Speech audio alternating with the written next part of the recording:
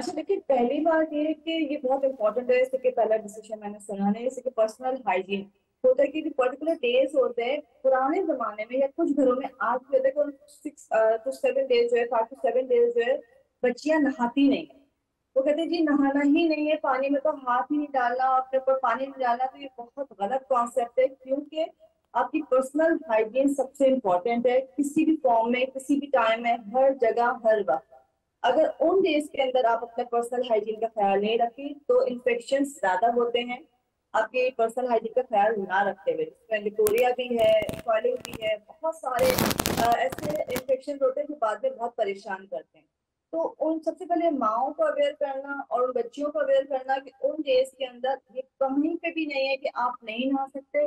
आपको नहाना भी है, अपनी सफाई का ख्याल भी रखना है, अपने कपड़े भी चेंज करने हैं, अंडरगारमेंट्स भी चेंज करनी है।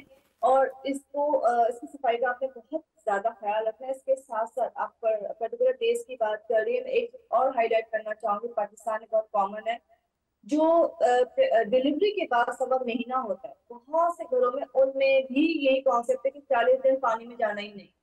ये बहुत गलत कॉन्सेप्ट है, माँ के लिए भी बच्चे के लिए भी, कि ये इतनी इंपॉर्टेंट चीज है पर्सनल हाइजीन कि सबसे पहली प्रायोरिटी इसको देनी चाहिए। हम लोग सोचते हैं कि जी पीरियड्स में नहीं नहाना है, सवा महीने में नहीं नहाना है, तो इसका अपना ख्याल रखना है उन तमाम लोगों को कि जब आप इन चीजों का ख्याल रखेंगे तो बाकी चीजें खुद ब खुद ठीक होती चली जाएंगी। जी।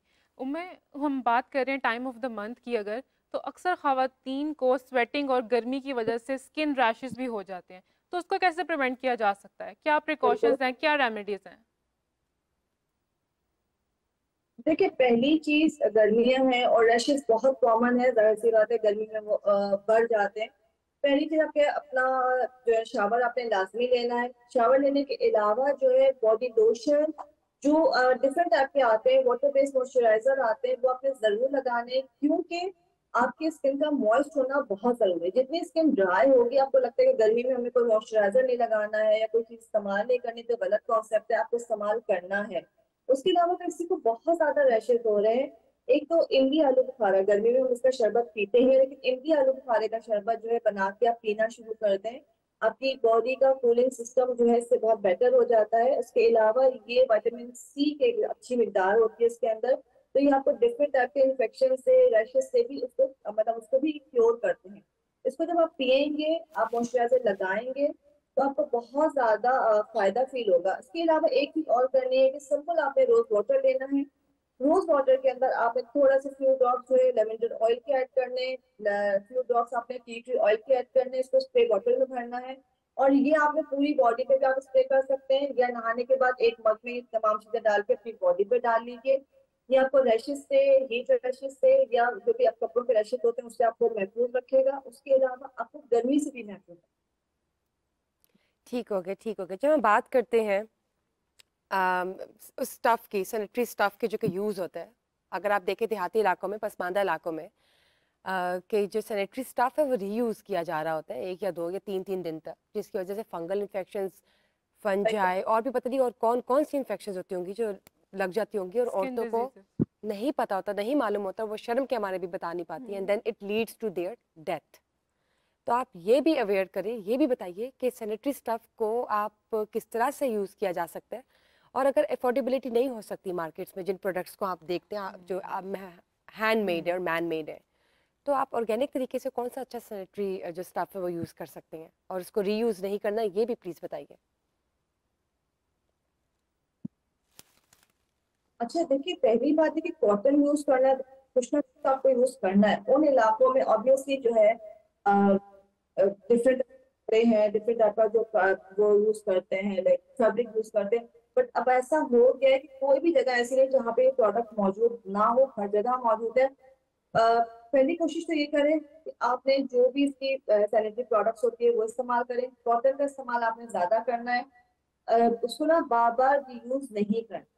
जो भी चीज इस्तेमाल कर रहे हैं वो डिस्पोजेबल होनी चाहिए, खासकर इन पर्टिकुलर डेज के अंदर इसका आपने खास ख्याल रखना।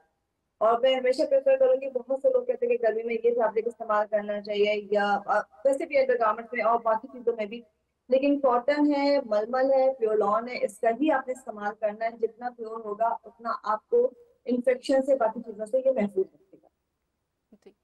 डॉक्टर तैयबा, आप क्या कहेंगे इस हवाले से? मेरा ये ख्याल है कि बिल्कुल आई एग्री विद हर कि basically disposable is the best actually. और मैंने तो जाहिर है एज अ गायनाकोलॉजिस्ट बहुत सारी इन्फेक्शंस देखी भी हैं इस वजह से, क्योंकि ये कॉन्सेप्ट हमारे यहाँ बिल्कुल है, चूँकि वो यूज़ हर किस्म की चीज़, और फिर कई फिर दोनों बातें एग्रीवेट कर जाती हैं। एक तो इस तरह की चीज़ें यूज़ करना, दूसरा ना नहाना, दोनों बातें मिलके जो है ना वो इन्फेक्शंस के लिए प्रीडिस्पोज कर देती हैं। और तीसरी बात जो मैंने पहले ही बताई थी आपको कि खून की कमी, ये तीन जो एक ट्राइड बनता है, ना नहाना, खून की कमी और अनहाइजीनिक प्रोडक्ट्स यूज़ करना, तो अल्टीमेटली इन्फेक्शंस होती है। तो ये इन्फेक्शन है लाइफ टाइम के अलावा मैं आपको ये बताऊं कि ये एक तो बॉडी के लिए बहुत जो क्रॉनिक पेल्विक पेन कॉज कर देती हैं, ख़वातीन को मुस्तकिल पेट में दर्द नीचे रहनी शुरू हो जाती है बैक्टीरिया से। और दूसरा एक PIDs को कहते हैं, पेल्विक इन्फ्लेमेटरी डिजीज़, जो हमारे यहाँ बहुत कॉमन है। और दूसरी जो चीज़ ये करती है, ये इनफर्टिलिटी भी करती है, यानी कि जिनके बच्चे दोबारा ऐड करना चाहूँगी कि यूजुअली हम ख़वातीन अगर सैनिटेशन की बात कर रही हैं तो ख़वातीन के सैनिटरी प्रोडक्ट्स को ना 7 पर्दों में छुपा कर दिया जाता है मार्केट में, और पता नहीं, ऐसा लगता है कि पता नहीं कोई बीमारी है इस औरत को, तो छुपा के दिया जाता है 7 पर्दों में। You mean like the brown paper, right? Yes. तो क्या मतलब अवेयरनेस नहीं है ख़वातीन को, हम अवेयरनेस दे नहीं पा रहे। हम अगर इस तरह छुपा कर उनको देंगे तो वो यही समझेगी ना कि भाई ये चीज़ छुपा कर ही रखनी है, अवेयरनेस है ही नहीं। तो आप क्या कहेंगे महानूर इस हवाले से? देखिए, एक तो ये चीज़ कि इसके अंदर अवेयरनेस अब मेरा ख्याल है पहले से ज़्यादा हो गई है।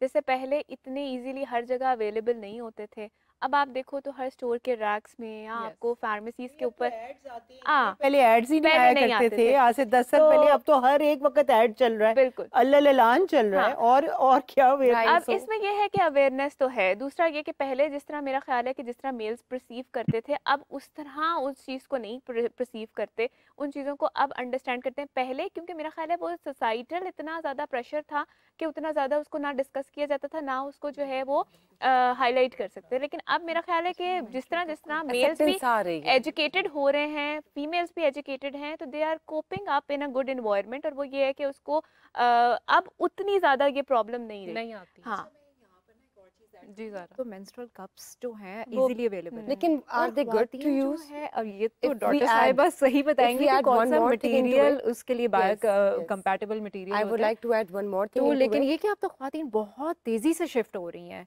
तो अब तो जो पर्दे वाला है कि आपको शर्म आ रही है कि जाके आप कुछ बाय करें, अब तो आपके पास घर में है वो मेंस्ट्रुअल कप और आप उसको रीयूज कर सकते हैं। अब ये डॉक्टर साहिबा बताएंगी कि ये क्या बायो मटेरियल का स्पेसिफिकेशन है। रेज किया, I would like to add one more thing in it कि मेंस्ट्रुअल कप्स के साथ साथ जो टैम्पून्स की बात होती है, it is internationally used. So बताएं कि are these two things when inserted are safe to use? They are safe और कौन सा ऐसा बायो मटेरियल होता है जिसको हमें उसको बाय करते हुए ख्याल रखना चाहिए? जितने भी मेंस्ट्रुअल कप्स मार्केट में अवेलेबल हैं, they are made of silastic material that is very much compatible with the skin. Actually उनके साथ कोई वो नहीं। ये पता है, देखिए जो आपने बात की ना मतलब पेट के देने वाली, देखिए कुछ हमारे कॉन्टेक्चुअल कल्चरल नॉर्म्स हैं। मतलब ये हम जो भी कहें वो वाली बात है कि हर सोसाइटी के कल्चर नॉर्म्स है, सबको पता है कि ये मेंस्ट्रुअल साइकिल आपका मंथली किस तरह उसको डील करना है। ये आपकी बात बिल्कुल ठीक है कि डिस्पोजेबल प्रोडक्ट्स का यूज़ अब कुछ अरसे से बिकॉज ऑफ एडवर्टाइजमेंट्स लोगों के अंदर अवेयरनेस ज़्यादा हो गई है। फीमेल ग्रुप्स भी और टीवी पे ऐड।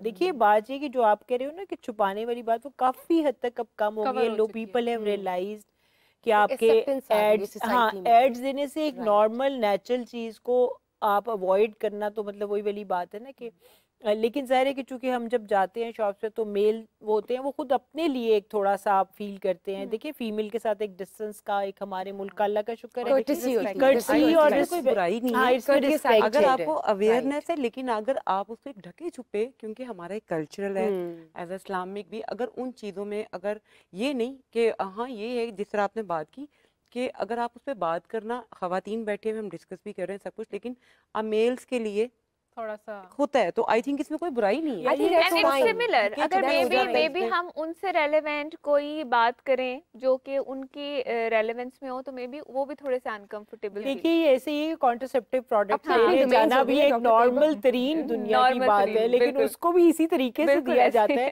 हालांकि कॉन्ट्रासेप्टिव प्रोडक्ट्स तो आपको और ज्यादा उसके साथ देनी चाहिए ताकि लोग उसको एक हमारे मुल्क की आबादी तूफान, हम सब सड़कों पे रोज 10-10 लाइनें घंटे लगा के खड़े होते हैं, तो बात ये कि ये सब चीजें भी हम इसको थोड़ा सा उसका कहते हैं। Sorry to cut you out, हमारे साथ एक कॉलर मौजूद है।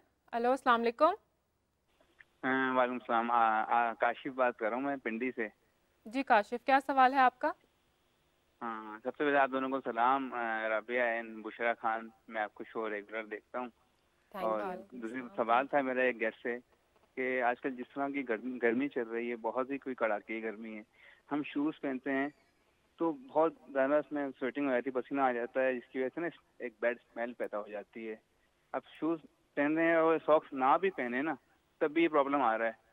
कोई तरीक़ेकार है कि जिससे बचा जा सके और एम्बैरेसिंग भी ना हो? जी जी, डॉक्टर उम्मे रहील, आपसे मैं जानना चाहूंगी इसका जवाब। पाँव में जो पसीना आता है, बिल्कुल देखिए, पसीना आता है, जाहिर सी बात है, बॉडी को प्रेशर को कूल डाउन करने के लिए आता है। पहली चीज, किसी किसी को बहुत ज्यादा एक्सेसिव स्वेटिंग होती है, उसमें स्मेल बहुत ज्यादा होती है। जिनको ये शिकायत है कि उनको पसीना भी बहुत आता है, उससे स्मेल भी होती है, तो आपने सिंपल एक जो सेब का सिरका होता है, एप्पल साइडर विनेगर, और एक नॉर्मल सिरका, दोनों का 1 स्पून लेके थोड़ा सा पानी में मिला के सुबह ये पीना है। कुछ दिन पियेंगे तो आपके जो पसीना उसमें से स्मेल कम हो जाएगी। अच्छा, उसके अलावा बॉडी से जो आपको पसीना आ रहा है वो खुद ब खुद स्मेल कम होना शुरू हो जाएगी। गोश्त का इस्तेमाल थोड़ा कम कर दें, बीफ का इस्तेमाल लाजमी जितना अवॉइड कर सकते हैं उतना कीजिए। और उसके अलावा जैसे अभी कहा कि पैरों में बहुत स्मेल हो जाती है, पसीना आता है, सॉक्स नहीं भी पहने तो सॉक्स पहनने हैं तो कॉटन की पहननी है, रोजाना फ्रेश सॉक्स पहननी, मतलब जो नई पहननी है, ये नहीं कि एक दिन पहनी धूप में डाली दोबारा वही पहननी, नहीं। आपने जो एक दिन सॉक्स पहनी दूसरे दिन वो किसी सूरत नहीं पहनी बगैर वॉश किए। तीसरी चीज, जब आप घर में आते हैं, जो लड़के हो लड़कियां जो भी हैं, पसीना आता है खासकर जूते के अंदर, उस जूते को खुली जगह पे रखना है। नीम के पत्ते थोड़े से और काफूर जो है पर एक मिक्सचर बना के रख ले, वो थोड़ा जूते में डाल दें और खुली हवा में रखें, तो उसमें जो है ना आपके पसीने का भी नहीं, उसमें स्मेल भी नहीं आएगी। तीसरी जो सबसे इम्पोर्टेंट चीज है, जिनको लगता है कि पसीना जब आ रहा है हाथ पैरों पे या बॉडी पे स्मेल बहुत ज्यादा हो रही है, तो उन्होंने क्या करना है, एप्पल साइडर विनेगर लेना है, उसमें मिंट एक पिंच डालना है। जैसे आपने 1 स्पून एप्पल साइडर विनेगर लिया, एक चुटकी जो है सब पुदीना, पेपरमिंट एक्सट्रैक्ट होता है, सब पुदीना, वो डाला है, इसको बना के रख लिया। उसमें आपने कॉटन बॉल डिप करना है, जहां जहां पे आपका पसीना आता है, चाहे आपके आपके जो है ना सोल्स हैं, आपके अंडर आर्म्स हैं, आपने बस उस कॉटन बॉल को वहां पे उसको लगा देना है, मतलब कोई थोड़ा सा लेयर सी आ जाए, सेकेंड्स में वो ड्राई हो जाता है। लेकिन ये आपके पसीने का जो है उसको भी कंट्रोल करेगा और पसीना आना भी कम हो जाएगा, और सबसे बड़ी बात ये कि पसीने में स्मेल भी नहीं। कहना चाहूँगी कि टॉवल सॉक्स मस्ट है। जिन लोगों को बहुत ज़्यादा पसीना आता है ना, जॉगर्स पहनते हैं और वो इस तरह, वो टॉवल सॉक्स का यूज़ करते हैं। गर्मी नहीं हो जाएगी, और होता ही है एथलीट्स के लिए, एथलीट्स तो यूज ही टॉवल सॉक्स करते हैं। तो हम भी जब रनिंग एंड जॉगिंग और जिम जाते हैं तो वो टॉवल सॉक्स ही रेकमेंड